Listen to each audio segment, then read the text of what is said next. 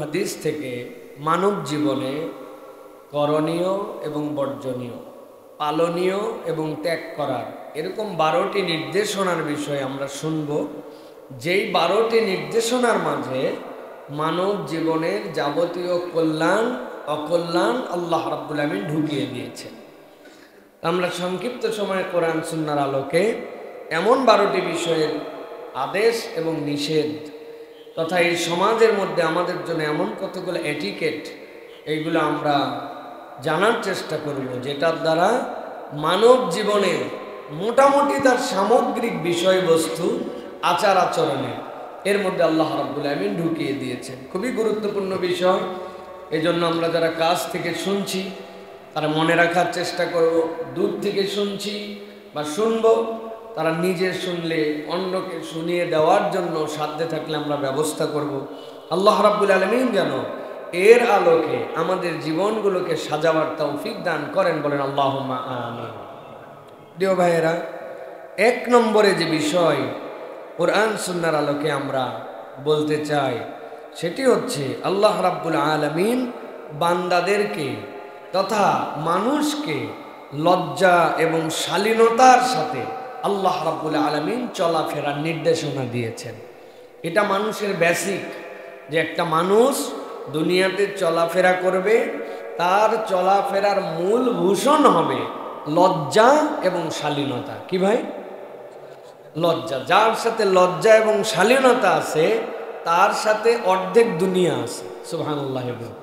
আর যার সাথে বিনয় আছে তার সাথে বাকি অর্ধেক দুনিয়া আছে।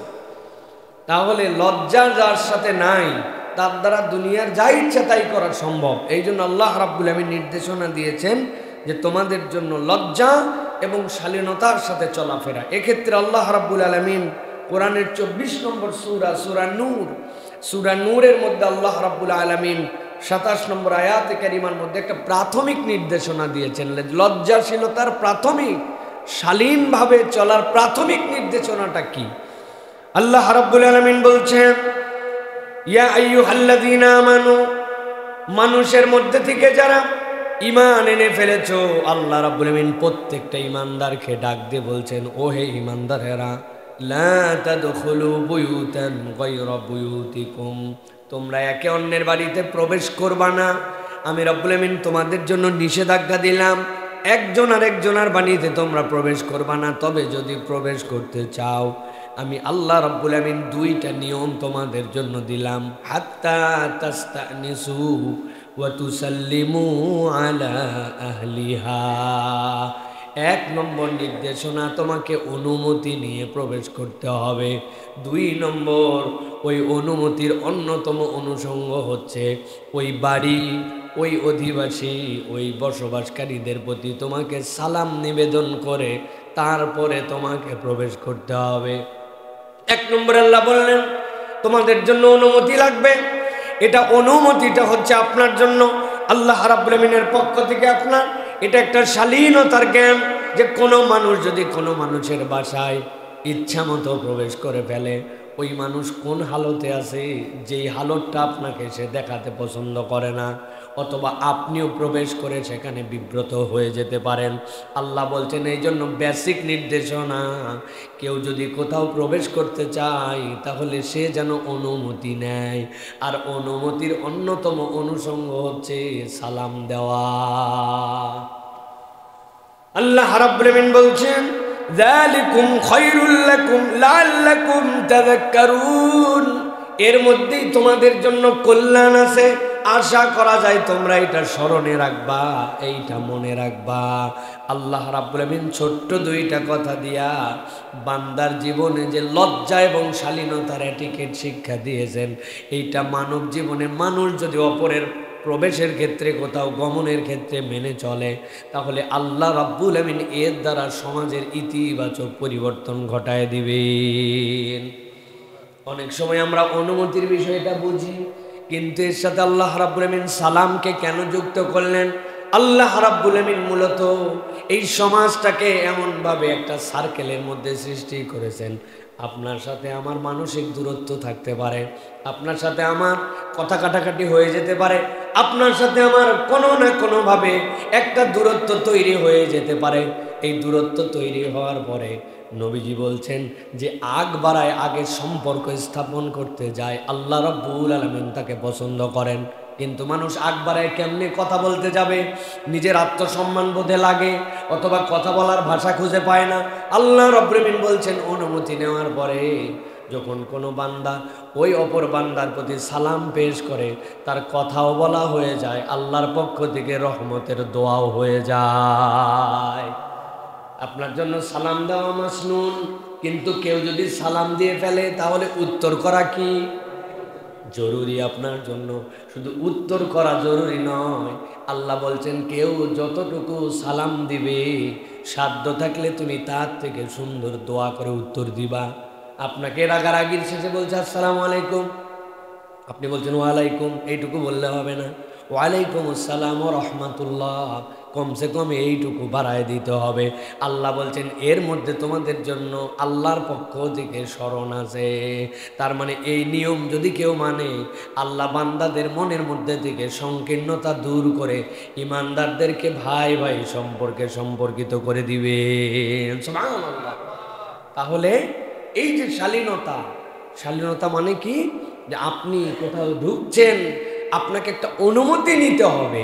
এই অনুমতি জ্ঞান, আমার মন চাইলো আমি চলে যেতে পারি, আমার মন চাইলো আমি ঢুকে যেতে পারি, কোনো রকম ভদ্রতা এটিকেট কিচ্ছু নাই না। আপনার চেনা লোক, ইভেন আপনার মায়ের ঘরেও যদি আপনি দ্বিপ্রহরের পরে রাত্রে, আল্লাহ রাব্বুল আলামিন স্পেসিফিক উল্লেখ করেছেন, আপনার আপন মায়ের ঘরে ঢুকতে হলে আপনাকে অনুমতি নিয়ে যেতে হবে। সুবহানাল্লাহ। কেন? এটা শালীনতা। কারণ আল্লাহ চান না যে তোমাদেরকে বিব্রতকর পরিস্থিতির মধ্যে ফেলে দিতে। এই জন্য আল্লাহ চান তোমরা সবচেয়ে বেশি শালীন এবং লজ্জাশীল মানুষ হবে। এটা রব্বুল আলামিনের পক্ষ থেকে দেওয়া লজ্জাটা হচ্ছে বান্দার জন্য নিয়ামত। সুবহানাল্লাহ। অতএব এটা আমাদের জন্য 1 নম্বর বিষয়, এটা খেয়াল রাখতে হবে।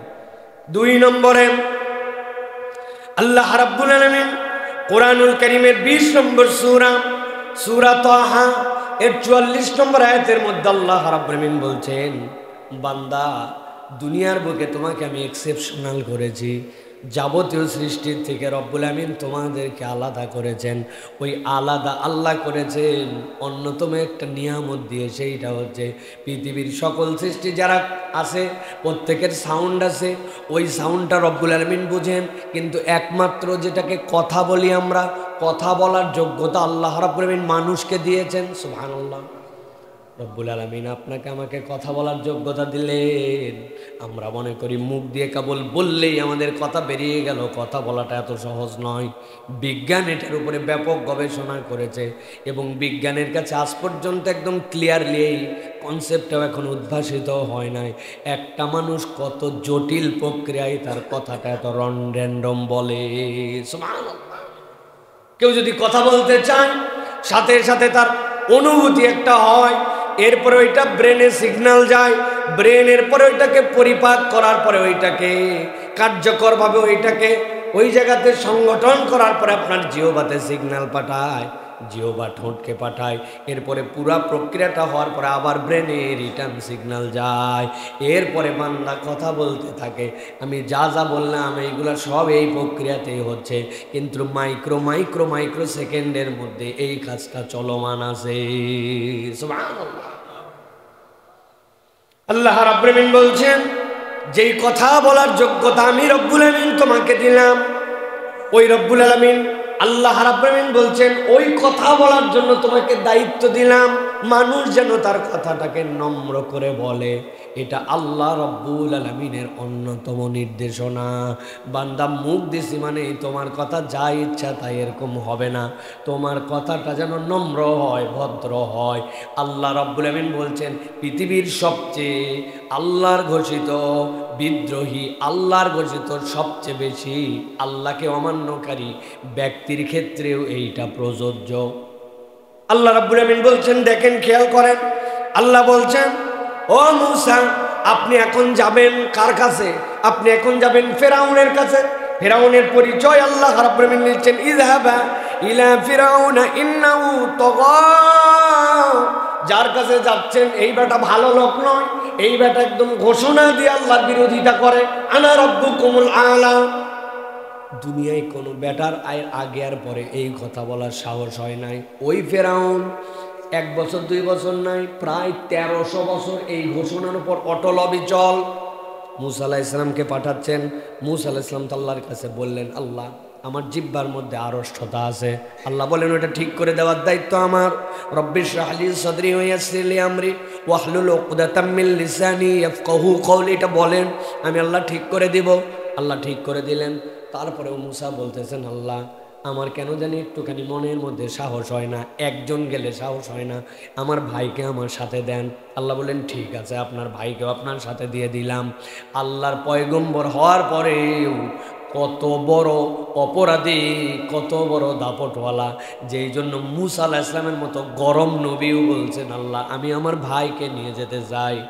মুসা আলাইহিস সালামের ঠেলা আছে কিন্তু আলাদা, নর্মাল নবী নন, এক্সেপশনাল নবী আল্লাহর। আল্লাহ রাব্বুল আলামিন বলছেন, ইযহাবা ইলা ফিরাউন, আপনি ফেরাউনের কাছে যান, আপনারা দুইজন। ইন্নাহু তাগা, সে আল্লাহ রাব্বুল আলামিনের পথ থেকে বিচ্যুত। আল্লাহ বলছেন, ফাকুলা লাহু কওলান লাইয়িনান লাআল্লাহু ইয়াতাযাক্কারু আও ইয়াখশা। আপনি যাওয়ার পরে তার সাথে কখনো কঠোর কথা বলবেন না। কওলান লাইয়িনা, তার সাথে নম্র করে কথা বলেন। এই আপনার নরম কথাটা আল্লাহ বলছেন এমন প্রভাব বিস্তারণকারী হতে পারে, আশা করা যায় হয়তোবা সে এর দ্বারা ভীত সন্ত্রস্ত হয়ে যাবে।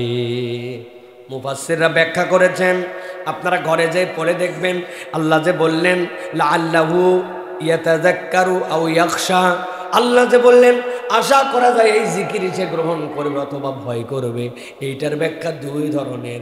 ইয়াতাযাক্কারু মানে পেয়ে যেতে পারে সে হেদায়েত, আর ইয়াখশা মানে আপনার নরম কথাটা তার সামনে বলার দ্বারা আল্লাহ তার অন্তরে এমন প্রভাব বিস্তারক বানাবেন, আপনার উপরে খবরদারি করার তার হিম্মত থাকবে না। আল্লাহু আকবার। বাস্তবেও তাই হয়েছে। ফেরাউন উপরে উপরে যত গরম মারত, মুসা আলাইহিস সালামের কথা বললে সে আর কিচ্ছু বলতে পারতো না। আল্লাহ তার অন্তরের মধ্যে ভীতি ঢোকাই দিয়েছেন। ওটা গরম, ওটা উগ্র, বাজে কথা, নোংরা কথা, হুঙ্কার দিয়া তার সামনে অবাস্তব কথা নয়, বরং ওই কথাটা ছিল নম্র দাওয়াতের নিয়তে আল্লাহ রাব্বুল আলামিনের শিখিয়ে দেওয়া বাক্য। এই জন্য আল্লাহ বলছেন মানুষ যেন কথাবার্তায় নম্র হয়।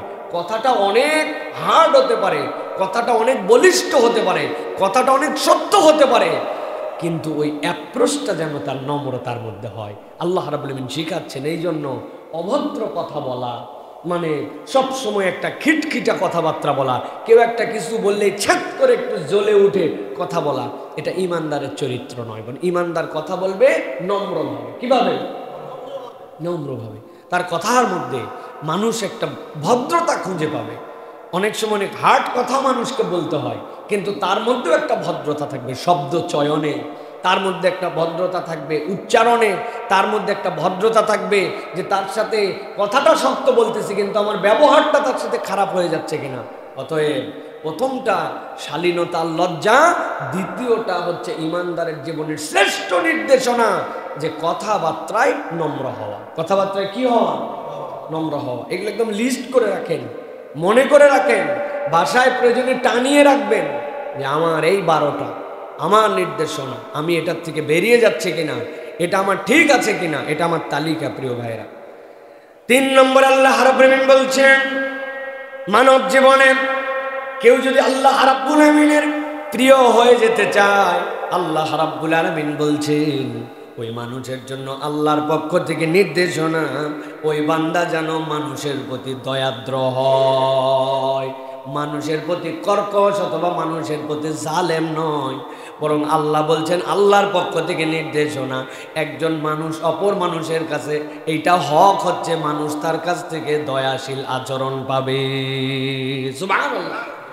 আল্লাহ রাব্বুল আলামিন কুরআনুল কারীমের 28 নম্বর সূরা কাসাসের মধ্যে আল্লাহ রাব্বুল আমিন বলছেন, ওয়া আহসিন কামা আহসানাল্লাহু ইলাইক ওয়া লা তাবগিল ফাসাদা ফিল আরদ ইন্নাল্লাহা লা ইউহিব্বুল মুফসিদিন। আল্লাহ বলছেন, ও দুনিয়ার মানুষ, ও আহসিন, আমি আল্লাহ নির্দেশ দিলাম তুমি বান্দার সাথে দয়াদ্র আচরণ করো, কামা আহসানাল্লাহু ইলাইক, যেরকম ভাবে রব হিসাবে আমি তোমার প্রতি দয়া করছি। সুবহানাল্লাহ। বলেন তো আল্লাহ রাব্বুল আমিন আমাদের প্রতি কি দয়া করছেন? আল্লাহ রাব্বুল আমিন আমাদের প্রতি কত ধরনের দয়া করছেন। আমরা যদি আল্লাহর দয়া খুঁজতে যাই, রব্বুল আমিনের দয়া আমাদের সামনে চোখে ধরা পড়ে না। শুধু আল্লাহ এটা দেয় নাই, সেটা দেয় নাই, না দেওয়াগুলো আমার সামনে ধরা পড়ে।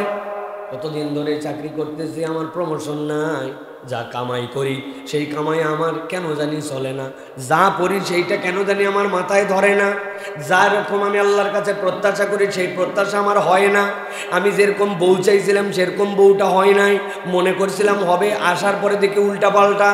শুধু রব্বুল আমিনের কাছে নাই আর নাই আর নাই। তালিকা খুঁজি, আমি তাদের জন্য 3টা উদাহরণ জেনারেল দিয়ে থাকি। 1 নম্বর, আল্লাহ আপনাকে কি কি দেয় নাই, এই যে চিন্তাটা আপনি করতে পারতেছেন, যাদের মাথার স্ক্রু ঢিল, এই মানুষগুলাকে এই চিন্তাটা করতে পারে। আপনার আমার সমাজে পাগল আছে না ভাই? পাগল আছে তো? 2-1টা দেখাতে পারবেন আমাকে? আমি তো জীবনে কোনো মানুষের পাগল দেখি নাই, সব পাতর লম্বা। করতে আপনি পাগল দেখলেন? বলে হুজুর এগুলোর স্ক্রু ঢিল। তাই তো নাকি? কোথাতে মানুষের তো স্ক্রুই নাই, তো ঢিল হবে কোন জায়গা থেকে? আসলে আক্ষরিক অর্থে পাগল আর আক্ষরিক অর্থে স্ক্রু ঢিল এইটার মানে নয়। যেই মানুষের ব্রেন স্বাভাবিক নয়, ওইটাই আমাদের দৃষ্টিভঙ্গিতে পাগল, ঠিক কিনা? আপনি আল্লাহ রাব্বুল আমিন কি কি দেয় নাই এই চিন্তা করেন, কিন্তু কখনো ভাবলেন না রব্বুল আমিন আমাকে ওই চিন্তা করার যোগ্যতা দিয়েছেন, এর থেকে বড় নিয়ামত কি হতে পারে? দুনিয়ার মানুষ আমাকে যা ইচ্ছা তাই বলতে পারে, কিন্তু দুনিয়ার মানুষ আমাকে পাগল বলতে পারে না। আল্লাহ বলছেন, তোমার যে চিন্তাটা আমার পক্ষ থেকে দেওয়া, এইটা সুস্থ চিন্তা করতে পারো, এর থেকে বড় নিয়ামত তোমার জীবনে আছে নাকি? আমাদের নওগাঁতে, আমার যেখানে বাড়ি, এক ছেলের 8 তলা একটা বিল্ডিং আছে, নাম বলে দিলেও সমস্যা নাই। ওই ছেলের কিন্তু এখন বলতে চাই না। ওই ছেলেটা নিজের গাড়ি 2-3টা, মোটরসাইকেল 2-3টা ইচ্ছা মতো চেঞ্জ করে। বাপ মা তার এই সুযোগটা দেয়, কেননা ওই ছেলেটা নিজের নামে এরকম বাড়ি 8 তলা, নিজের এরকম 2-3টা বাইক গাড়ি থাকার পরে মসজিদেও নামাজ পড়তে আসে মাঝে মাঝে, কিন্তু ওই ছেলেটার মাথাটা সুস্থ নয়, স্বাভাবিক নয়। আপনাকে যদি বলা হয় বাড়ি গাড়ি ব্যাংকের অ্যাকাউন্টে কোটি টাকা ঢুকায় দেব, খালি আপনাকে পাগল বানায় দেওয়া হবে, আপনি বস্তা পরে, চটের বস্তা পরে রাস্তাঘাটে ঘুরে বেড়াবেন, দুনিয়ার একটা বান্দাও তার মাথা সুস্থ থাকলে রাজি হবে না, ঠিক কি না? আমার আল্লাহ রাব্বুল আমিন এই জন্য বলছেন, ও আহসিন কামা আহসানাল্লাহু ইলাইক, আমি রব তোমাকে যেরকম দয়া করেছি, তোমার দায়িত্ব যে তুমি মানুষের প্রতি এরকম দয়া করো। রবের দয়া যারা খুঁজে পান না, আমি আরো 2টা জিনিস বলে দিয়ে রাখি, সারা জীবন মাথার মধ্যে ঢুকায় রাখবেন। আপনি যে বাথরুমের মধ্যে বাথরুম করেন, বাথরুমের মধ্যে আপনি স্যান্ডেল ব্যবহার করেন তো ভাই? করেন না? মাঝে মাঝে দেখবেন আমাদের ওয়াইফ, আমাদের মা, আমাদের বাড়ির মহিলারা আমাদেরকে বলে, বাথরুমের জন্য একটা জুতা কিনে আনো তো, স্যান্ডেল। কেন? বলে উমুকে পিছলাই গেছিল, আজকে আমার পা পিছলাই গেছিল, হয় কি না? অথবা যেই ফিতাগুলি থাকে, ওই ফিতাগুলা পায়ের তলার মধ্যে কষ্ট দেয়, নিচে ক্ষয়ে যায়।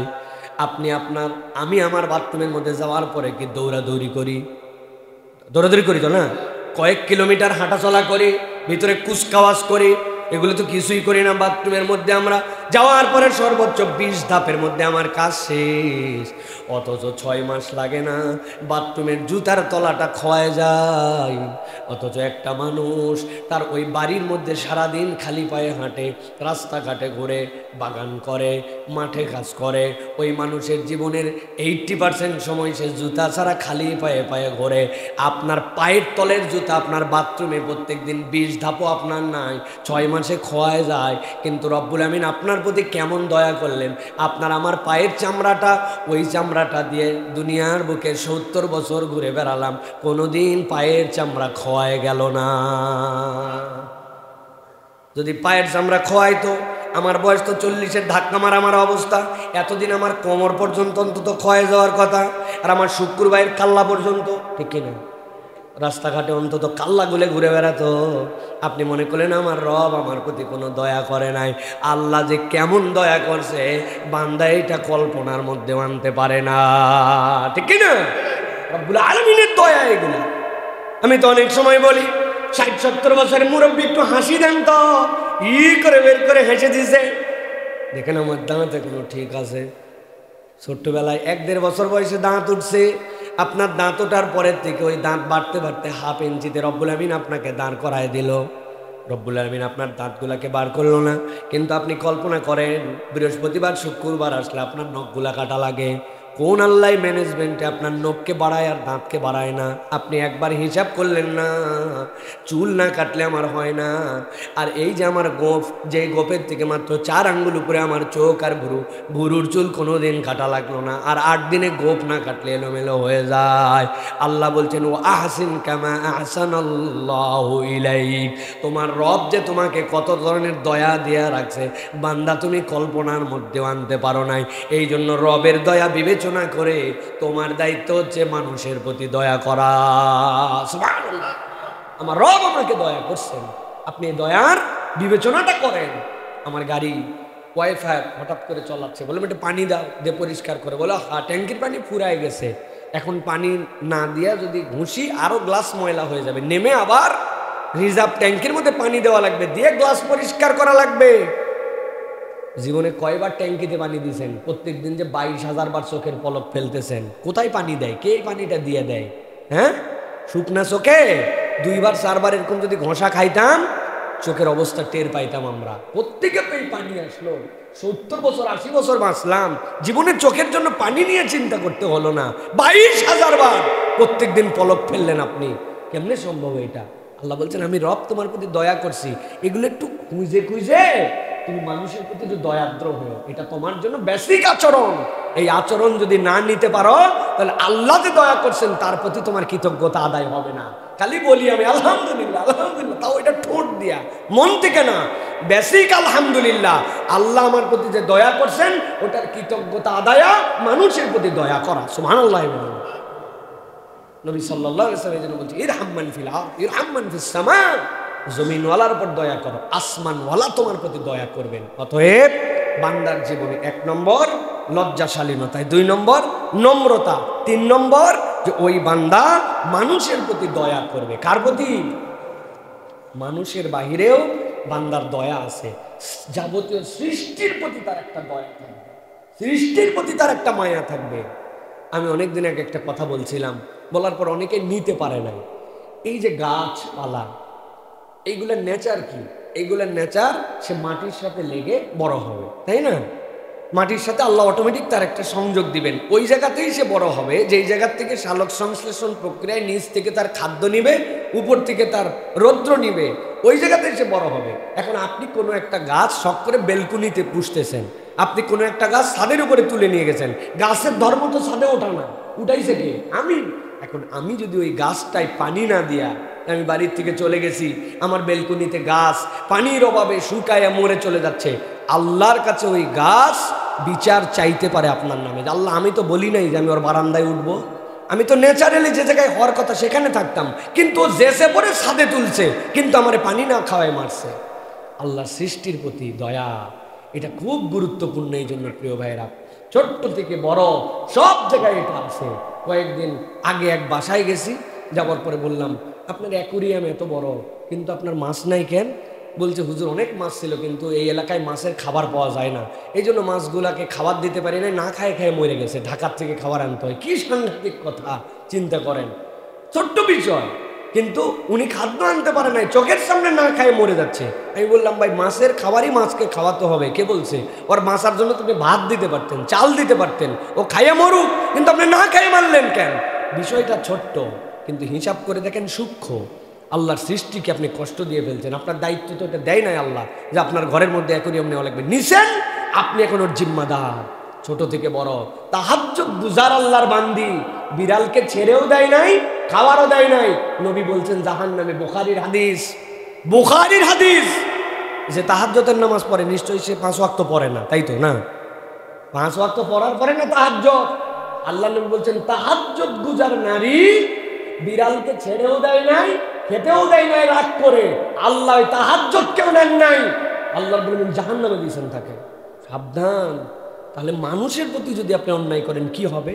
আল্লাহ একটা সৃষ্টির প্রতি রব্বুল আলামিন আপনাকে এত দায়িত্বশীল করছেন। চা খাইলাম, খাইতে খাইতে একটা কুকুর পাশ দিয়ে ঘুরতেছিল, মজা নেওয়ার জন্য শেষের দিকে একটু আদা, শেষের দিকে একটু পাতি ছিল, মেরে দিলাম কুত্তার গায়ে, কুত্তা চলে গেল, আপনি এনজয় করলেন, দিছি, তাই না? এত সহজ নয় প্রিয় ভাইয়েরা, এটা মানবিকতার বাহিরে দায়িত্ব দিয়েছেন, এটা আপনাকে আমাকে। সৃষ্টির প্রতি তুমি দয়াদ্র হও। সুবহানাল্লাহ, রব্বুল আমিন কি নিয়ামত দিয়েছেন। মাঝে মাঝে আমরা বলে থাকি না যে পৃথিবীর কারো সাধ্য আছে যে আপনি চাইলে, এটা শাইখ আহমদুল্লাহ বলেন খুব সুন্দর করে, কারো সাধ্য আছে আপনি অনেক বড় লোক, আপনার বাড়িতে আপনি 20 জন মেহমান দাওয়াত দিয়ে খাওয়াতে পারেন, আছে না ভাই? অনেকের সামর্থ্য আছে না? আপনি 20 জন খাওয়াতে পারেন, কোনো ব্যাপার না, আলহামদুলিল্লাহ। কিন্তু আপনার কি সাধ্য আছে 5000 পিঁপড়া দাওয়াত দিয়ে খাওয়াবেন, 2000 পাখি? আপনি চিন্তা করছেন এ আবার কি অবাস্তব কথা, পিঁপড়ারে আবার কেমনে দাওয়াত দেবেন? 200 মাসি যে আমার বাড়িতে আইসো আজকে, তোমাদেরকে কাঁঠাল দিয়ে দাওয়াত, মাসিকে 200 মাসি দাওয়াত দিতে পারবেন? পিঁপড়াকে দাওয়াত দিতে পারবেন? কবুতরকে দাওয়াত দিচ্ছেন 2000 কবুতর এলাকা, আইসো ভাই তোমাদের কাছে খাওয়াবো, আপনি পারেন না। কিন্তু নবী এইটার তরিকা বলে দিয়ে গেছেন। নবীজি বলছেন কেউ যদি কোনো গাছ লাগায় ফলদায়ক, ওই গাছের ফল যদি চুরিও হয়ে যায়, ওই গাছের ফল যদি পাখিও খায়, ওই গাছের নিচে কেউ যদি ছায়াও নেয়, এটা তোমার জন্য জিয়াফত হিসাবে বিবেচিত হবে। তুমি তোমার ফল পাও নাই, পশু পাখি পিঁপড়া আল্লাহর সৃষ্টি খাইছে, আল্লাহ তোমার আমল নামায় সওয়াব দিয়ে দিবেন। সুবহানাল্লাহ, কি নিয়ামতের সিস্টেম আল্লাহ রাসূল সাল্লাল্লাহু আলাইহি ওয়াসাল্লাম আমাদেরকে শিখাই দিয়ে গেছেন। আল্লাহ রাব্বুল আলামিন, আমার এক বোন আছে, ওই জন্য পেঁপে গাছ লাগালে 2-3টা পেঁপে সে কোনোভাবে পারতে দিবে না, ওইগুলা পাখির জন্য খাওয়া। জালনার সামনে সুন্দর করে এতগুলা তুলা বাইন্দে রেখে দিবে, পাখিরা ওখান থেকে ঠোঁট দিয়ে নিয়ে যায়, তার ঘর বানাবে। এটা মানবিকতা। আল্লাহ বলতেছেন দয়া করো, এটা তোমার দায়িত্ব। যার অন্তরে দয়া নাই তার অন্তরে ঈমান নেই, তার অন্তর ঈমানের পূর্ণতা নাই। এটা হচ্ছে আমাদের জন্য 3 নম্বর। 4 নম্বরে, সংকটের অবস্থা আপনার জীবনে আসবে, কিন্তু সংকট কালেও আল্লাহর প্রতি অটল অবিচল থাকা। নর্মাল অবস্থায় তো আল্লাহর প্রতি আমি অটল অবিচল আছি বোঝা যায়, কিন্তু বান্দার পরীক্ষা তখন হয় যখন বিপদ আসে, ঠিক কি না? আল্লাহ রাব্বুল আলামিন বলছেন এই জন্য সূরা লোকমানের 17 নম্বর আয়াতের মধ্যে, কোরআনের 25 নম্বর সূরা, ইয়া বুনাইয়া আকিমিস সালাতা ওয়া'মুর বিল মা'রুফি ওয়ানহা আনিল মুনকার ওয়াসবির আলা মা আসাবাক ইন্না যালিকা মিন আজমিল উমুর। হযরতে লোকমান হাকিম তার সন্তানকে নির্দেশনা দিচ্ছেন, ও আমার বাছাধন, আমি আল্লাহর পক্ষ থেকে তোমার কাছে চিন্তা ভাবনা করে জানাচ্ছি, তোমার কাজ হবে তুমি কখনো নামাজ ছাড়বা না, সৎ কাজের আদেশ বন্ধ করবা না, অন্যায় দেখলে অন্যায় থেকে ফিরাবা। আর আমি বললাম ওয়াসবির মা আসাবাক, তোমার উপরে যখন কোনো বিপদ এসে যায় ওইটার উপরে ধৈর্য ধরো। আর আমি লোকমান বলতেছি এই কাজটা সহজ নয়, সহজ নয়। ইন্না যালিকা মিন আজমিল উমুর, মানব জীবনের সবচেয়ে কঠিন কাজ হচ্ছে বিপদের সময় আল্লাহর প্রতি অটল অবিচল থাকা। বিপদ আসছে, কথাবার্তায় এলোমেলো হয়ে যায়। আমি তো প্রত্যেক মাহফিলে উদাহরণ দেই, ধান নেড়ে দিছে, ওই দিনই একটুখানি আকাশ ঘোলা হয়ে আসছে, ওই মহিলা বিরাট ইমানদার, ফজরের নামাজও পড়ছে, জোহর পরেও ধানের কাছে আসছে, আসার পরেও বলতেছে আল্লাহ তো আর দিন পায় না, আমি যেই দিন ধান শুকোতে দেই ওই দিনই খালি আল্লাহর বৃষ্টি দেওয়া লাগে, আল্লাহ লোক খুঁজে পায় না, যত অসুখ আমার বাচ্চাটা। ইমানদার, ইমানদার নিজেকে ঘোষণা দিচ্ছে। আল্লাহ এই জন্য কোরআনুল কারীমের মধ্যে বলছেন বিপদে তুমি আল্লাহর প্রতি অটল অবিচল থাকো। এটা সহজ বিষয় নয়, এটা একটা সিকুয়েল আছে, ভালো করে খেয়াল করেন। আপনি যদি সালাত আদায়কারী হন, সৎ কাজের আদেশদাতা হন, অন্যায় থেকে ফিরান, তবেই আপনার মধ্যে এই তবিয়ত তৈরি হবে। হুদা মিশা এটা তৈরি হবে না। বেনামাজি কখনো প্রকৃত আল্লাহর উপর সবর করতে পারে না। তুমি নামাজই ঠিক মতো আদায় করো না, তুমি আবার কিসের সবর করো, ঠিক কি না? আমি নামাজ পড়ি না, ইমান ঠিক আছে, তুই এটা বলদ, একবারে ডাইরেক্ট বলদ। নামাজ পড়ে না ইমান ঠিক আছে, তোমার নামাজ ইমানের বেসিক। তুমি বলতেছো আমার বাড়িতে ছাদ দেওয়া আছে কিন্তু কোনো খুঁটি নাই, মানুষ বলবে তুই পাগলা। তোমার বাড়িতে ছাদ আছে, তোমার বাড়িতে কোনো ওয়াল নাই, প্রাচীর নাই, খুঁটি নাই, তুমি আসমান বানাইছো নাকি? তোমার এটা আসমানের স্রষ্টা আল্লাহ, দুনিয়াবাসী পারে না। তো আপনার নামাজ নাই, আপনার ইসলামই নাই, ইসলামের খুঁটি আপনার নামাজ, আপনি কেমনে বলেন? তাহলে সৎ কাজের আদাসের ফিতরাত থাকতে হবে, অন্যায় থেকে ফিরানোর টেন্ডেন্সি হৃদয়ে রাখতে হবে। আমি দেখি ভাই হুদামিসা ঝামেলা বাড়ানোর দরকার নেই, এই সকল গুণ আমি ভালো আছি, নিজে বাঁচলে বাপের নাম, এটা হচ্ছে ইসলামের কনসেপ্ট না। ইসলামের কনসেপ্ট হচ্ছে সবাই মিলে বাঁচলে তারপরে আমার বাপের নাম। আমি খালি নিজে বাঁচলে বাপের নাম হয় না। ইসলাম আপনাকে এই জন্য সৃষ্টিই করে নাই, কুনতুম খায়রা উম্মাতিন উখরিজাত লিন-নাস, আপনাকে মানুষের জন্য তৈরি করা হয়েছে, আপনাকে নিজের জন্য বানানো হয় নাই। অতএব আপনি যদি সৎ কাজের আদেশ না দেন, অন্যায় থেকে না ফিরান, আর আপনি যদি নিজেকে সালাত কায়েমকারীর মধ্যে না নিয়ে আসেন, আপনি কখনো বিপদের সময় অটল অবিচল থাকতে পারবেন না, এটা আপনার মুসিবত হবে। এটার বড় সংজ্ঞা মুফাসসিররা বলেছেন ওয়াসবির, এই যে আল্লাহ রাব্বুল আমিন বললেন আলা মা আসাবাক, ওটার সবচেয়ে বড় বিপদ কি? যখন মৃত্যুর সময় চলে আসবে, শয়তান এসে ধোঁকা দিয়া ঈমান বের করে নিয়ে চলে যাবে, আপনি বুঝবেনই না, বুঝবেনই না। দুনিয়ায় না হয় একটু জ্বর হয়েছিল, সর্দি হয়েছিল, অসুখ হয়েছিল, টাকা পয়সার ঘাটতি ছিল, আপনি সবরের পারাকাশটা দেখাইছেন কি না দেখাইছেন, যা হয়েছে হয়েছে, কিন্তু ওই সময় তো কেউ আপনাকে পাহারা দিতে পারবে না। অতএব এই সিকুয়েল যদি আমরা মানি, তাহলে আল্লাহ রাব্বুল আমিন আমার অন্তরের মধ্যে ওই স্থিরতা দান করে দিবেন। এই জন্য প্রিয় ভাইরা, বিপদে আপদে আল্লাহ রাব্বুল আলামিনের প্রতি তাওয়াক্কুল করতে হবে, এটা বান্দার জীবনের অন্যতম দায়িত্ব। প্রিয় ভাইরা, এরপর আল্লাহ রাব্বুল আমিন বলছেন মানুষকে অবজ্ঞা করা যাবে না। দুনিয়ার বুকে মানুষ যদি মানুষকে অবজ্ঞা করে, হয়তো তাকে সম্মান করে কি করে না ভিন্ন কথা, কিন্তু অবজ্ঞা করে, মানুষকে যদি অবজ্ঞা করে মানুষ, তাহলে ওই বান্দা যে আল্লাহর কাছে বিপদের সময় স্থিরতার যে শক্তি অর্জন করবে, ওই শক্তিটা তার মধ্যে আর থাকবে না।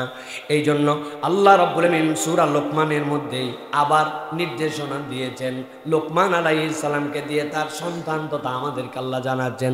কোরআনের 31 নম্বর সূরা, এই সূরার 18 নম্বর আয়াতের মধ্যে আল্লাহ রাব্বুল আমিন বলছেন ওয়ালা তুসাইর খাদ্দাকা লিন-নাস ওয়ালা তামশি ফিল আরদি মারহা ইন্নাল্লাহা লা ইউহিব্বু কুল্লা মুখতালিন ফখুর।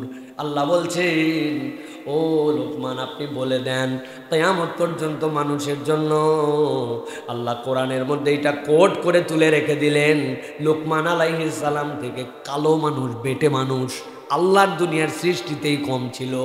ওই মানুষটাকে কেউ দেখলে কেউ আমলে দিত না, কিন্তু আল্লাহ রাব্বুল আমিন এরকম একটা বেটে, এরকম একটা কালো মানুষকে, যিনি পয়গম্বর নন, কিন্তু তার এই হিকমত আল্লাহ এমনভাবে তার মধ্যে দিয়েছিলেন, আল্লাহ কিয়ামত পর্যন্ত আপনার আমার জন্য দিক নির্দেশনা বানালেন তার কথাগুলাকে।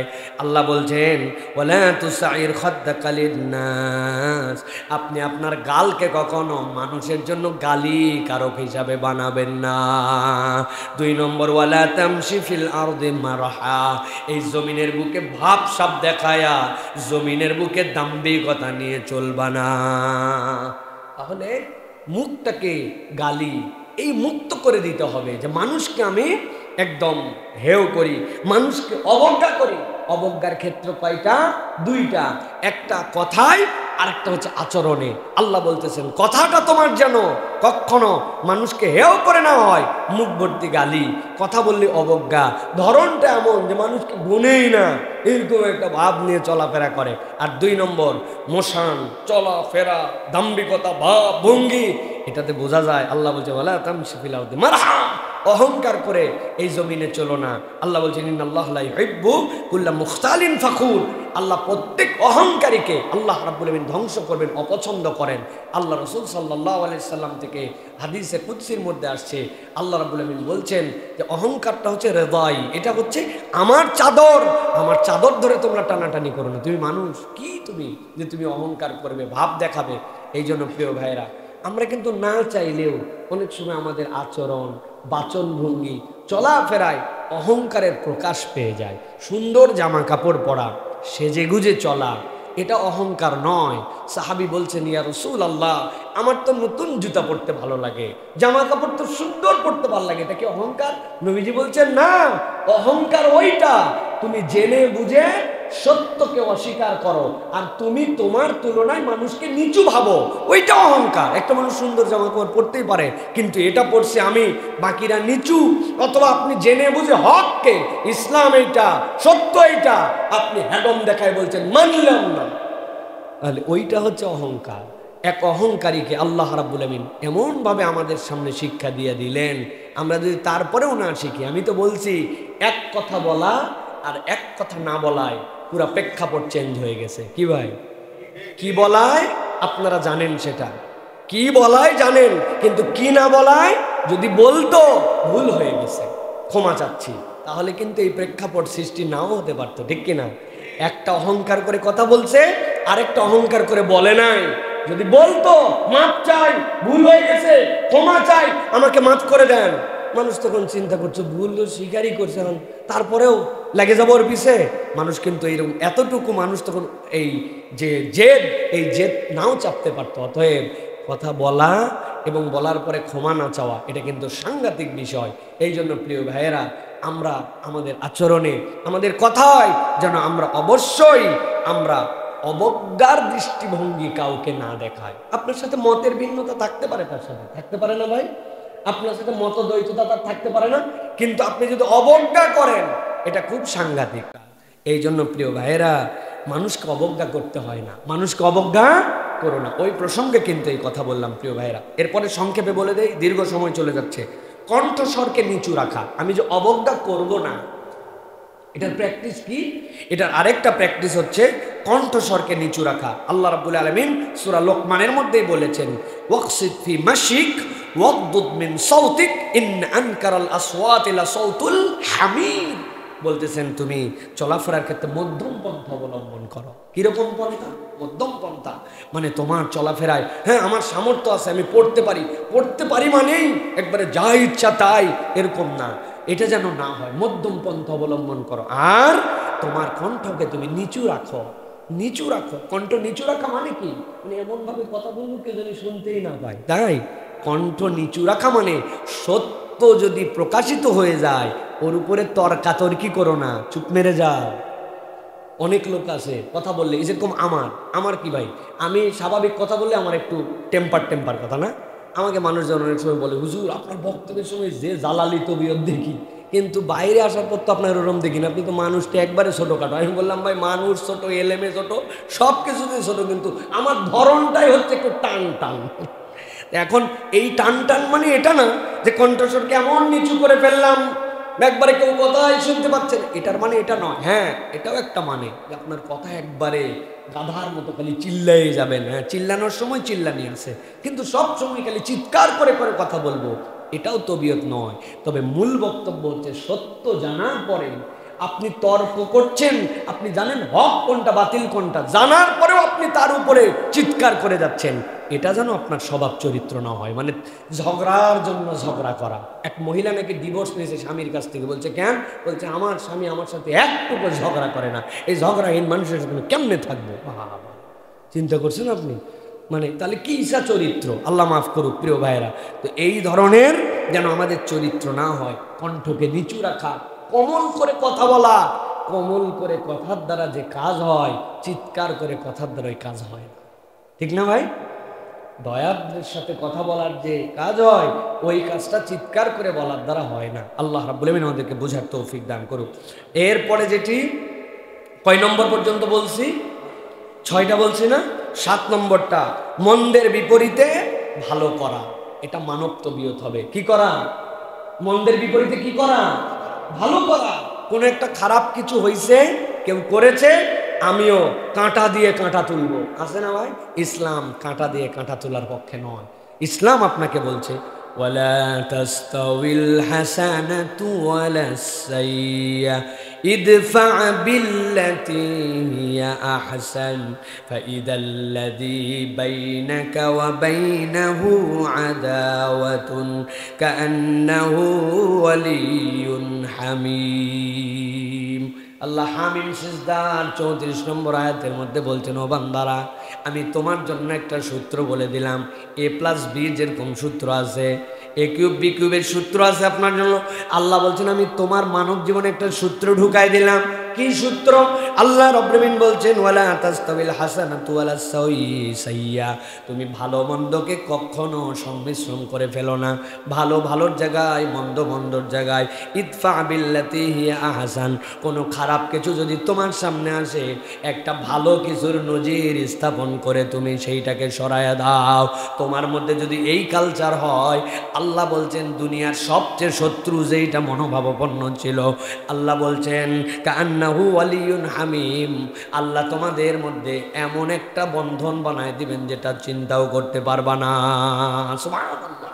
আল্লাহ বলছেন তোমার ওই শত্রু ভাবাপন্ন মানুষটা তোমার দোস্ত হয়ে যাবে, বন্ধু হয়ে যাবে। লোকজন আসে আপনাকে বলে, উমুকে আপনার বিপক্ষে কথা বলছে, তুমুকে আপনার বিপক্ষে কথা বলছে, আপনি তাকে কি বলছেন? হ্যাঁ হ্যাঁ, তুমিও যাই কিছু বলো। আপনি তারে বলবেন, ও বলছে ওর কথা, তুই কি জন্য আমার কাছে লাগাতে আসিস? খবরদার, তুই আমার কাছে আসবে না, তুই তো ভালো মানুষ না। সেটা তার কাছে, সে বলছে, সে নাও বলতে পারে, আমি তো কানে শুনি নাই, তুমি কেন আমার কাছে বলতে আসছো? এই কথাটা তো ওই লোকের কাছে কোনোদিন যায় যে, ভাই আপনি ওই লোকের বিপক্ষে কথা বলছিলাম, আমি আবার বলতে গেছিলাম, উল্টা এমন ঝাড়া ঝাড়ছে, বলছে ওনার ব্যাপারে আমার হোসনে জন আছে, তুমি আমার কাছে বদমাইশি লাগাতে আসছো। ওই লোক তখন একটু চিন্তা করবে যে কার বিপক্ষে কথা বলতেছি রে আমি। এই যে আল্লাহ রাব্বুল আমিন, এটা একটা উদাহরণ মাত্র, এরকম প্রচুর উদাহরণ দেওয়া যাবে যে আপনার যদি খারাপ কিছু হয়, তার বিপক্ষে আপনাকে ভালো কিছুর নজির স্থাপন করতে হবে। বাংলাদেশে একটা ক্ষেত্রে একটা বিপ্লব হয়ে গেছে। আগে মাঠে ঘাটে, বন্দরে, বিভিন্ন প্রান্তরে, বিভিন্ন সিজনে দেখতেন গান বাজনা, হই হুল্লোড়, যাত্রা পালা, হ্যাঁ, উমুক তুমুক এইগুলো হতো। আল্লাহর দয়ায় কোরআনের আয়োজনে যুবকরা সম্পৃক্ত হয়ে এমন একটা পরিবর্তন হয়েছে, এখন ওরা নিজেরাই বলে, যা হা আগে কি সুন্দর দিন কাটাইতাম, হ্যাঁ, আগে কি সুন্দর দিন, যাত্রা পালা গান মান চলতো, এখন নাকি এইগুলা নাই, এই জন্য ওনাদের আক্ষেপ হয়। তো এটার জন্য তো আমাদের নতুন করে যাত্রার বদলে যাত্রা দেওয়া লাগে নাই। আপনি তার বদলে কোরআনের মাহফিল করছেন, আপনি সিরাতের প্রোগ্রাম করেছেন, ওয়াজ মাহফিল করেছেন, ইসলামিক কনফারেন্স করেছেন, আল্লাহ খারাপটাকে ওখান থেকে দূর করে দিছে। অন্তত অনেকে বলে নামাজ কালাম পরে কম, অমুক করে তুমুক করে, ওই ছেলেরা বিড়ি খায় আবার মাহফিল করে। ওরে ভাই, যেই ছেলেগুলা এইটুকু কম আছে, অন্তত ওই ছেলে তো হারাম কাজের মধ্যে যায় নাই, ওই একদিনের ওসিলাই তো ওই ছেলেগুলো ওখান থেকে এটা দূর করছে। তা আপনি এটাকে অ্যাপ্রিসিয়েট করেন, আর ভালোর দিকে কিভাবে আরো প্রোগ্রামিং করা যায় ওই চিন্তা করেন। অর্ধেক গ্লাস পানি দুইটা দৃষ্টিভঙ্গিতে দেখা যায় না? কি বলে? বলে অর্ধেক গ্লাস ফাঁকা আর অর্ধেক গ্লাস ভরা, দুইটার কথার মধ্যে কোনো পার্থক্য আছে? আপাত দৃষ্টিতে পার্থক্য নাই, কিন্তু পজিটিভিটির মধ্যে পার্থক্য আছে। আপনি এটার মধ্যে আপনি কি ধরনের দৃষ্টিভঙ্গিতে দেখতেছেন এটার পার্থক্য আছে। ভাই অর্ধেক গ্লাস ভরা মানে বাকি অর্ধেক। এখন একজন ফজর পড়ে নাই, বাকি 4 ওয়াক্ত পড়ছে, বলছে যে তোর তো ফজরই নেই, তোর আবার কিসের নামাজ শুরুই হয় নাই, তো তোর সব শেষ, ঠিক না? আর আপনি যদি বলেন যে ভাই তুই 4 ওয়াক্ত তো পড়েই ফেলছিস, খালি ফজরটা হলেই পূর্ণ হয়ে যাবে, তাহলে এটাও দৃষ্টিভঙ্গি। তো দায়িত্ব দৃষ্টিভঙ্গি হবে এইটা যে আপনি তাকে পজিটিভ জিনিস দিয়ে তাকে আপনি কল্যাণের দিকে নিয়ে আসবেন। আল্লাহ রাব্বুল আমিন এটা আপনার আমার জন্য দায়িত্ব দিয়েছেন। অতএব মন্দের বিপরীতে ভালো করা, এরপরে পরামর্শ করে কাজ করা, আল্লাহ রাব্বুল আমিনের নির্দেশনা।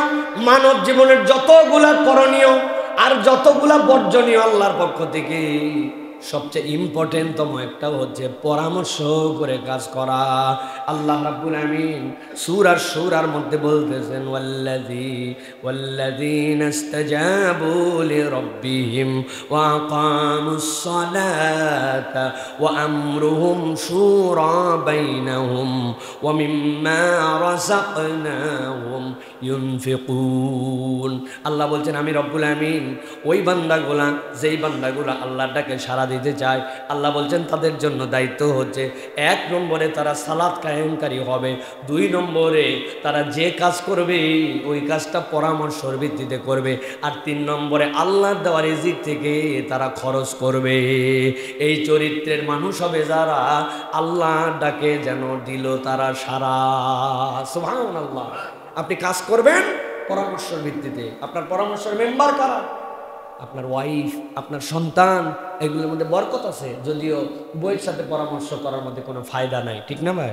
এই মহিলা কি বলবেন, না, আমাদের একটু ধারণা এরকম আছে, মহিলাকে আমরা কথাবার্তা বলাও জানা বলাও, তাই এরকম চিন্তা করি আমরা। না, এটা রাসূলুল্লাহ সাল্লাল্লাহু আলাইহি ওয়াসাল্লামের সুন্নাতের খিলাফ। হুদাইবিয়ার সন্ধির ঘটনা জানেন না আপনারা? নবী করিম সাল্লাল্লাহু আলাইহি ওয়াসাল্লাম বললেন, তোমরা সকলে তোমাদের উট দুম্বা জবাই করে ফেলো। কেউ নবীজির কথা শুনে নাই। শুনে নাই মানে ইনকার করার অর্থে নয়, মানে তারা চিন্তা করছে নবী তো করেন নাই, আমরা অতএব অমান্য করতেছে না, কিন্তু কেউ পালন করতেছে না। এইটা নবীজি মনের দুঃখে ঘরে গেছেন, নবীর স্ত্রীকে বললেন, দেখছো আমি সবাইকে বললাম ইহরাম ছাড়ো, জবাই করো তোমাদের পশু, ওরা তো কেউ এখনো উমরা করে নাই, কিন্তু এটা ছাড়তেছে না। নবীজির স্ত্রী বললেন, ইয়া রাসূলুল্লাহ, আপনি কি আপনার হাদি জবাই করছেন? আপনি কি উমরার কাপড় ছাড়ছেন? আপনি এটা করেন, তারপরে দেখা যাক কি হয়। নবীজির কাছে এই কথাটা এত পছন্দ হলো, নবীজি বাইরে এসে তার পশু কুরবানি করে উমরার কাপড় ছেড়ে ফেললেন। লোকজন চিন্তা করলো, নবী যেখানে তাওয়াফ সাই না করে উমরার কাপড় ছেড়ে পশু জবাই করছে, আমি কে রে? সাথে সাথে ধুম পড়ে গেল, যে যার পশু জবাই করে উমরার কাপড় ছেড়ে দিল।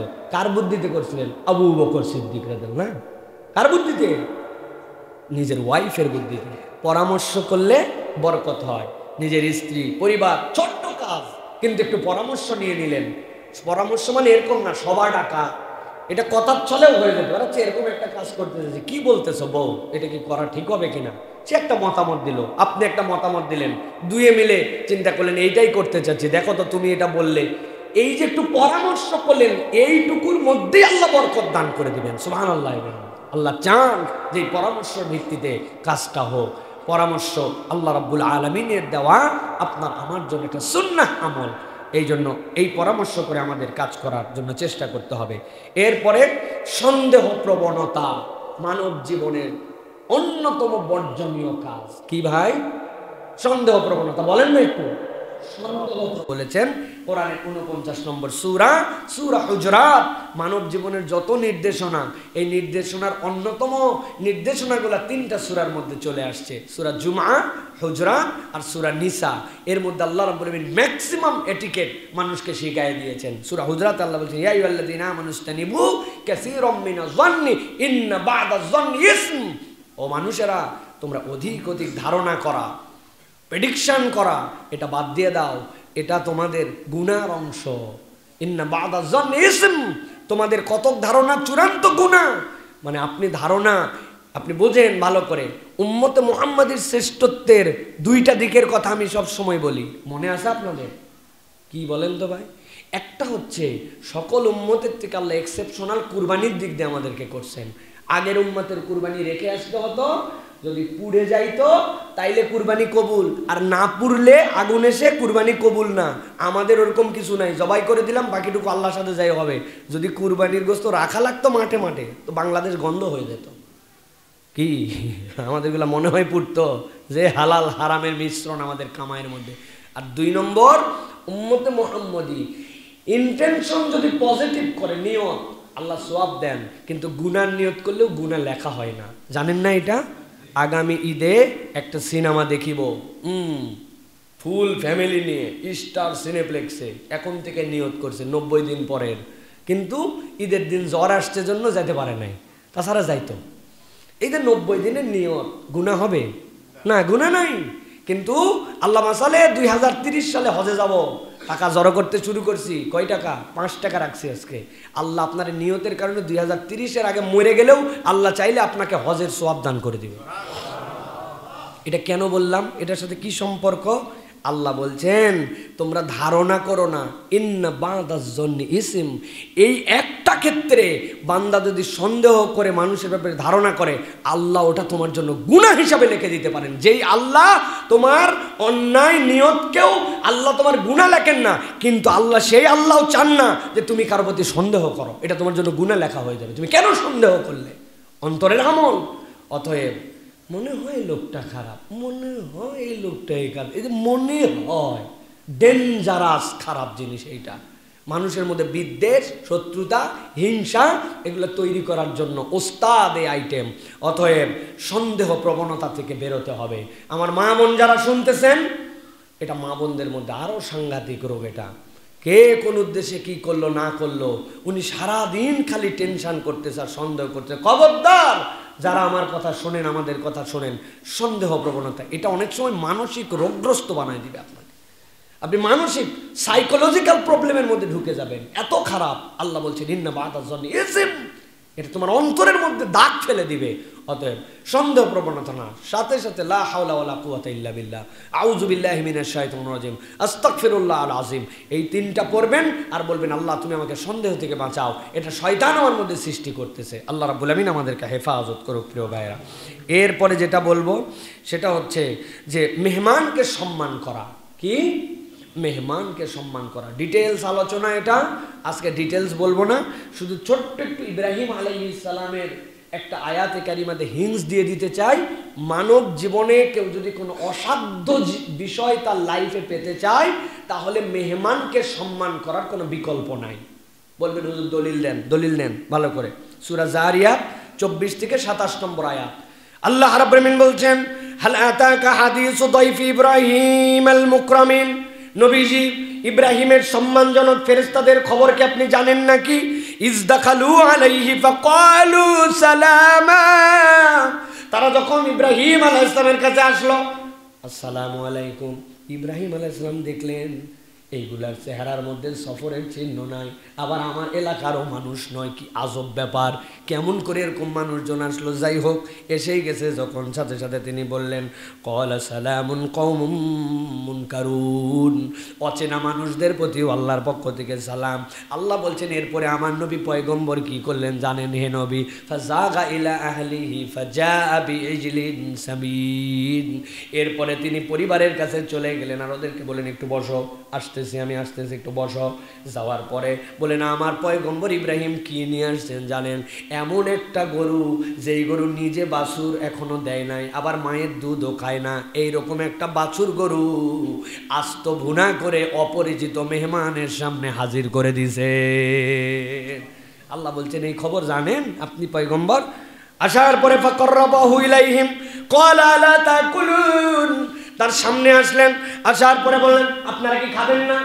আর বলছে আমরা খাবো না, আমরা আল্লাহর পক্ষ থেকে ফেরেশতা হিসেবে আসছি। ফেরেশতা হিসেবে আসছেন কেন? বলে আল্লাহ আপনাকে এই বয়সে একটা সন্তান দিবেন, ইসহাককে আপনাকে দান করবেন আল্লাহ। না না না, আমার বয়স হয়ে গেছে, আমার স্ত্রী বন্ধা হয়ে গেছে, কেমনে এটা সম্ভব? আন্দাজে একটা কথাবার্তা, এই সময় আমার সন্তান কেমনে হয়? ইব্রাহিম আলাইহিস সালাম নিজের ওজর কাহি দিয়েছেন, অস্বীকার করেন নাই। ফেরেশতারা বলছে আপনার চিন্তা করার দায়িত্ব নয়, দায়িত্ব আল্লাহ রব্বুল আমিন খাযালিক, আল্লাহ ওইভাবে আপনাকে দিবেন। সুবহানাল্লাহ। এটার সাথে কেন এই কথা বললাম? মানব জীবনে আপনি যা কিছু চান, আপনার সাথে সম্পৃক্ত আছে আপনার মেহমান। কেন? আল্লাহ তো ডাইরেক্ট বলতে পারতেন ফেরেশতা যায় আমার পয়গম্বরকে খবর দিয়েছে তার সন্তানের জন্য, কিন্তু আল্লাহ তার আগে নবীকে বলছেন একটা ঘটনা ঘটছে, ওরা মেহমান হিসাবে গেছে, ইব্রাহিম মেহমানদারি করার জন্য গেছে, খাবারও সামনে দিয়েছে, এরপরে বলছে আমরা খাবো না, আমরা ফেরেশতা।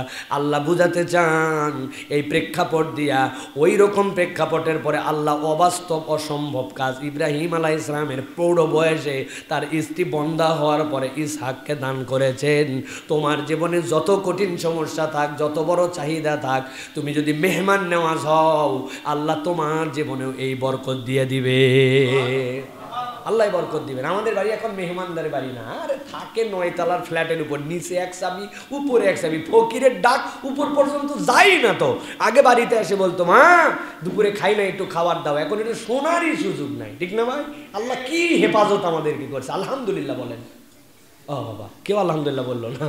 প্রিয় ভাইয়েরা, তা আপনি ফকিরকে খুঁজে নিবেন, মেহমানকে খুঁজে নিবেন, পাশের বাসার মুখ দেখা দেখি হয় না, কতকাল একসাথে থাকে, আহারে কোনোদিন তার স্ট্যাটাসে সে আছে, উমুকের স্ট্যাটাসে উমুকে আছে। এই যে সম্পর্ক, এটা মেহমান নেওয়াজির দ্বারা তৈরি হয়। মানুষের সাথে ভালোবাসা মেহমান নেওয়াজির দ্বারা তৈরি হয়। আপনি আপনার এটাকে ফিক্সড ডিপোজিট মনে করবেন।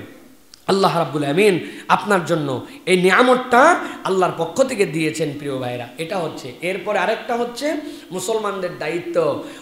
কয় নম্বর এটা? 11 নম্বর। অমুসলমানদের সাথেও, অন্য ধর্মাবলম্বীর সাথেও সুন্দর আচরণ করা। আপনার আচরণ কেবল মুসলমান সুন্দর পাবে এরকম নয়। আল্লাহ রাব্বুল আলামিন কোরআনুল কারীমের সূরা মুমতাহানা ৮ নম্বর আয়াত ৬০ নম্বর সূরা, এর মধ্যে আল্লাহ রাব্বুল আলামিন দায়িত্ব দিয়েছেন। আল্লাহ বলছে লা ইয়ানহাকুমুল্লাহু আনিল লাযিনা ইউকাতিলুকুম ফিদ্দীন। আল্লাহ রাব্বুল আলামিন বলছেন যে তোমাদের ওই মানুষ যারা তোমাদেরকে হত্যা করার জন্য অগ্রগামী হয় না, তোমাদের সাথে প্রকাশ্য বিরোধিতায় আসে না, আল্লাহ বলছেন তোমরা যেচে পড়ে কখনো তোমাদের জনপদে থাকলেও কোনো অমুসলমানের সাথে তোমরা অন্যায় অবিচার করতে পারবে না। আল্লাহ বলছেন ওয়া তুকসিতু ইলাইহিম ইন্নাল্লাহু ইউহিব্বুল মুকসিতিন। তোমরা তাদের সাথে আদালত কায়েম করো, তাদের সাথে তোমরা কিসত মানে আল্লাহ রাব্বুল আলামিনের দেওয়া ন্যায় সঙ্গত বিধানে তোমরা তাদের সাথে চলাফেরা করো। একবারে দহরম মহরম গলায় গলায় দোস্তালি এটাও নয়, আবার সব সময় শত্রু শত্রু খেলা নয়, বরং সে মুসলমান আপনার ধর্মগ্রন্থ পড়ে না, আপনার নামাজ পড়ে না, কিন্তু আপনার ব্যক্তি আচরণ দেখে ওই অমুসলমান প্রভাবিত হবে, ঠিক কি না? নবীজি সাল্লাল্লাহু আলাইহি ওয়াসাল্লামের কাছে এসে ইহুদি কিভাবে মুসলমান হয়েছে? নবীজিকে টান দিয়েছে চাদর, হাদিসের মধ্যে আসছে রাসূলুল্লাহ সাল্লাল্লাহু আলাইহি ওয়াসাল্লামের গলার এদিক থেকে এই পর্যন্ত ছিলে গেছেন, পিছন দিককার মানুষটা উল্টা দিক ঘুরে গেছেন, ঘোরার পরে হেসে দিয়েছেন তার দিকে, কি ব্যবহার এরকম করলে আমার সাথে? আল্লাহু আকবার। ওমর রাদিয়াল্লাহু তাআলা দেখছেন, হাদিসের মধ্যে আসছে ওমর রাদিয়াল্লাহু তাআলার বুকটা উঁচু হয়ে গেছে, কি পরিমাণ রাগা রাখছেন, তাহলে এক্ষুনি শেষ করে দিব। অথচ নবীজি তার হাসি দিয়েছেন, হাসি দেওয়ার বলছেন কি বলে আপনি আমার কাছে ঋণ নিয়ে রাখছেন মনে করানোর জন্য আসছে, আগামী 7 দিন পরে কিন্তু ঋণের ডেট শেষ। চিন্তা করছেন 7 দিন পরে ডেট শেষ, কেইসা বেয়াদবি করে দানাতে আসছে। নবী করিম সাল্লাল্লাহু আলাইহি ওয়াসাল্লাম বলছেন হ্যাঁ ওমর, উপকার যদি করতে চাও আমার ঋণের ক্ষেত্রে হেল্প করো, গরম দেখাও কেন, ও তোমার পাওনাদার, আমি ওর কাছে, ও আমার কাছে পাওনাদার। এই কথা বলা মাত্র সেই লোক নবীকে জড়ায় ধরছে, বলি ইয়া রাসূলুল্লাহ আমি ইহুদি, আমি এই কষ্টটা আপনাকে দিছি, প্রথমে ক্ষমা করে দেন। ধর্মগ্রন্থের মধ্যে লেখা ছিল শেষ জামানায় যে পয়গম্বর আসবেন সকল নবীর যা ধৈর্য হবে মুহাম্মদ মুস্তাফা সাল্লাল্লাহু আলাইহি ওয়াসাল্লামের ধৈর্য তার থেকে বেশি হবে। আজকে প্রমাণ হয়ে গেছে যে আপনার থেকে ধৈর্যশীল কেউ নাই। এটা আমি টাকা নেওয়ার জন্য আসি নাই, পরীক্ষা করে দেখলাম যে আপনি কি ট্রু প্রফেট কিনা, প্রমাণ হয়ে গেছে, আমাকে শাহাদা পাঠ করার। সুবহানাল্লাহ। ওই লোক এই ইসলামের সৌন্দর্য ব্যক্তির প্রকাশে মুসলমান হয়েছে, আর এখন আমরা টাউট বাটপার 2 নম্বর ধোকাবাজ মিথ্যুক মুসলমান মানে এই ধরনের আচরণ। এটা কেমন কথা প্রিয় ভাইরা? প্রবাসে আমাদের ইলিশ বন্ধ হয়ে গেছে, প্রবাসে আমাদের চিংড়ি মাছ নেওয়া বন্ধ করে দিচ্ছে। কারণ কি? চিংড়ি মাছের মধ্যে ওরা টেস্ট করে দেখছে 2 ঘন্টা জাল দেওয়ার পরেও চিংড়ি মাছ গলে না। একই দেশের মাছ রে, টেস্ট করে দেখছে চিংড়ির একটু ওজন বাড়ানোর জন্য পেটের মধ্যে ইঞ্জেকশন দিয়ে জেলি ঢুকায় দেয়। ইলিশ মাছের পেটের মধ্যে ওরা টেস্ট করে দেখছে, সুবহানাল্লাহ, সারা পৃথিবীতে লোহার খনি আর বাংলাদেশে ইলিশের মধ্যে লোহার খনি, পেটের মধ্যে 2টা এত বড় বড় ওই ব্যাটারির সাইজ ঢুকাই দিয়েছে, দিয়া 800 গ্রাম ইলিশে 1100 গ্রাম বানাইছে, 2 ইলিশের মধ্যে পেটের মধ্যে আপনি ঢুকাই দিয়ে। তাহলে এটা কারা করতেছে ভাই? এর থেকে লজ্জা কি হতে পারে? আমরা মুসলমানরা নিজেদেরকে আইকনিক মুসলমান বানাতে পারি নাই, না কথায়, না আচরণে, না সৌন্দর্যে, না ভদ্রতায়, না সততায়, না মানবিকতায়, কোনোটাতে আমরা করতে পারি না। দুনিয়ার সবচেয়ে মানবিক কাজ করে তারা দেখায়, পরিবেশবাদী তারা, অথচ ইসলাম আমাকে পরিবেশবাদী হতে বলছে, ইসলাম আমাকে নৈতিক মানুষ হতে বলছে, আচরণে সুন্দর হতে বলছে, কথায় ভদ্র হতে বলছে। সুবহানাল্লাহ। অথচ আমরা এগুলা করলাম না। সর্বশেষ আল্লাহ রাব্বুল আলামিন 5 শ্রেণীর মানুষের সাথে, না 6 শ্রেণী, আল্লাহ বলছেন হে নবী 6টা লোকের সঙ্গ আপনি ত্যাগ করবেন। কয়টা লোক? এই 6 শ্রেণীর মানুষের সাথে আপনার ওঠা বসা চলা ফেরা, দহরম মহরম, খায় খাতির, আড্ডাবাজি এগুলা চলবে না। এটা আমার আজকে শেষ পয়েন্ট। আল্লাহ রাব্বুল আলামিন সূরা কলম, এই কলমের মধ্যে 3টা বলেছেন, আর সূরা হচ্ছে কাহাফ, সূরা কাহাফের মধ্যে আল্লাহ রাব্বুল আলামিন বাকি 3টা বলেছেন। আমি সংক্ষেপে বলি ভালো করে, এটার উপরে ডিটেলস আল্লাহ যদি আমাকে হায়াতে রাখেন তাহলে এই 6টা শ্রেণীর উপর আলাদা একটা খুতবা দেব ইনশাআল্লাহ। ভালো করে আজকে শুধু সংক্ষেপে বলি। আল্লাহ বলছেন ওয়ালা তুতি' কুল্লা হাল্লাফিম মাহিন। 1 নম্বর, আপনি তাদের সাথে চলবেন না, তাদেরকে অনুসরণ করবেন না যেই মানুষেরা কথায় কথায় কসম করে, কারণে অকারণে প্রয়োজনে কসম করে, কারণ নাই কেবলমাত্র আল্লাহ শপথ করতেই থাকে, তার সাথে আপনার সম্পর্ক নাই। 2 নম্বরে বলছেন হাম্মাজিম মাশাইম বিনামিম, এই মানুষগুলা চগলখোর, ঘুরে ঘুরে একজনের কথা আরেকজনের কাছে লাগায়। আপনি বুঝবেন যে এই লোক আপনার বন্ধু, সে যে অপর বন্ধুর কথা আপনার কাছে বলছে, আপনি নিশ্চিত হবেন আপনার কথাটাও সে অন্যের কাছে বলবে। আল্লাহ বলছেন চগলখোরের সাথে আপনি সম্পর্ক রাখবেন না। এরপরে বলছেন মান্নাইল লিল খাইরি মুতাদিন আসিম, অবাধ্য, ভালো কাজে বাধা দেয়, ভালো কাজে বাধা দেয়, ইসলামের কাজ পছন্দ করে না, ইসলাম পছন্দ করে না, এরকম লোক, গোষ্ঠী, পার্টি, দলের সাথে আপনার সম্পর্ক থাকবে না। এই জন্য আল্লাহ রাব্বুল আলামিন এটা আমাকে নিষেধ করেছেন।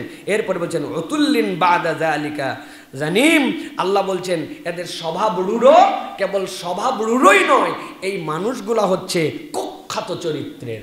আল্লাহ বলছেন এদের সাথে সম্পর্ক থাকবে না। তাহলে এখানে পাইলাম কি? কথায় কথায় কসম, আল্লাহর কিরা, হ্যাঁ, আল্লাহর কসম, কাঠের কসম, চোখের কসম, দোকানের টেবিলের কসম, যা পাইছে সামনে তার, বাচ্চার কসম, মাথার কসম, টুপির কসম, আন্ডারওয়ারের কসম, আছে না? মানে কসম করতে করতে কোনো কিছু বাদ দেয় না, ওখানে কসম আর কসম। অধিক কসমকারী, এর সাথে কোনো সম্পর্ক থাকবে না। এরপরে ঘুরে ঘুরে নিন্দা করে, এই নিন্দাকারীর সাথে সম্পর্ক থাকবে না। আর একটা কি? পাপিষ্ট, সীমা লঙ্ঘনকারী। আল্লাহ বলছেন কুখ্যাত, রূঢ় স্বভাব। এই সকল মানুষের সাথে কেন সম্পর্ক রাখা যাবে না? এটা মুফাসসিরিনে কেরাম ব্যাখ্যা করেছেন। এই স্বভাবগুলা মানুষের মধ্যে সংক্রমিত হয়। কি হয়? কসমওয়ালার সাথে চলতে চলতে আমার বাচ্চা এসে একদিন বলতেছে আল্লাহর কিরা, আমি বললাম এক থাপ্পড় দেবো, আমার বাড়িতে বেটা এরকম কথা জীবনে আমরা বলি না। তুই আল্লাহর কিরা শিখলি কোন জায়গায়? কে জানি বলছে, বাইরে গেছে, স্কুলে গেছে, আল্লাহর কিরা। আল্লাহর কিরা আমাদের শব্দই না, আল্লাহর কসম টসম বলি। কিরা কি জিনিস? দেখি আমার পিচ্চিটা বলতেছে আল্লাহর কিরা করে বলতেছে, বাবা বলে আরে কি ডেঞ্জারাস। তাইলে এইটা মানুষের মধ্যে সংক্রমিত হয়। তারপরে এই যে মানুষের মধ্যে যে চগল করি সংক্রমিত হয়, রূঢ় স্বভাব, কুখ্যাত এই চরিত্র মানুষের মধ্যে সংক্রমিত হয়। অতএব এটার সাথে মেশা যাবে না। আর আল্লাহ রাব্বুল আলামিন সূরা কাহফের মধ্যে বাকি তিনটা বলেছেন। আল্লাহ বলছেন ওয়ালা তুতি মান আগফালনা কলবাহু, যার হৃদয় আল্লাহর জিকির থেকে আন জিকরিনা বঞ্চিত, আপনি তার সাথে থাকতে পারবেন না। 2 ঘন্টা একসাথে চলে, একবার আস্তাগফিরুল্লাহ বলার মতো পরিবেশ তৈরি হয় না, এমন কোনো আলাপ হয় না যেখানে সুবহানাল্লাহ বলবে, এমন কোনো আল্লাহর স্মরণের আলোচনা হয় না। অথচ সুপার আড্ডাবাজি, নোংরামি, বাজে কথা, বিশ্রী কথা। 2 ঘন্টা বসে আছে, 3 ঘন্টা বসে আছে, বন্ধুর সাথে আড্ডা দিচ্ছে, একটুকু আল্লাহর জিকির নাই। আছে না ভাই আড্ডাবাজি? আল্লাহ রসুলকে আল্লাহ বলছেন ওয়ালা তুতি মান আগফালনা কলবাহু আন জিকরিনা। সাইর স্টলগুলা কি? আল্লাহর জিকিরের মজলিস না? আহা, ওটা তো গিবত কমিটির সেন্টার। আমি তো সবসময় বলি গিবত সেন্টার ওইটা, সমাজ বিশৃঙ্খল করেছে এই জায়গাগুলা। আল্লাহ বলছেন 2 নম্বর ওয়াত্তাবা হাওয়া, যারা মন পছন্দ জিন্দেগি চালায়, আপনি তাদের সাথে সম্পর্ক রাখবেন না। আল্লাহর সাথে সম্পর্ক নাই, ওনার দিল যাচাই, ওইরকম ইসলাম পালন করে, ওই লোকের সাথে আপনি সম্পর্ক রাখবেন না। আর 3 নম্বর ওয়াকানা আমরুহু ফুরুতা, অবাধ্য পাপাচারী। কি বলেন? শব্দটা বলেন, মানে কি ভাই? এটা মানে কি? অবাধ্য পাপাচারী মানে ভাই নামাজ পড়েন ভাই, নামাজটা বাদ দিয়েন না। ও মাথা নিচু করে বলতেছে ভাই পড়ি ভাই, মাঝে মাঝে পারি না, পড়া উচিত রে ভাই, ইনশাল্লাহ চেষ্টা করব। এটা একটা বক্তব্য। আরেকজনকে বলছেন এই নামাজ পড়ো না কেন? নামাজ পড়ি কি না পড়ি এটা আমার ব্যাপার, এত বলা লাগবে কেন? যখন হুকুম হয় তখন আমি পড়বো। ওরে বাবা, আছে না ভাই? আল্লাহ বলছেন ওয়াকানা আমরুহু ফুরুতা, এই চরিত্রটা হচ্ছে গুনাও করে, তার উপরে আবার হেডাম দেখায়। আছে না? হেডাম দেখায় তার উপরে, হ্যাঁ রাখবো না রোজা, করলাম না ইসলাম,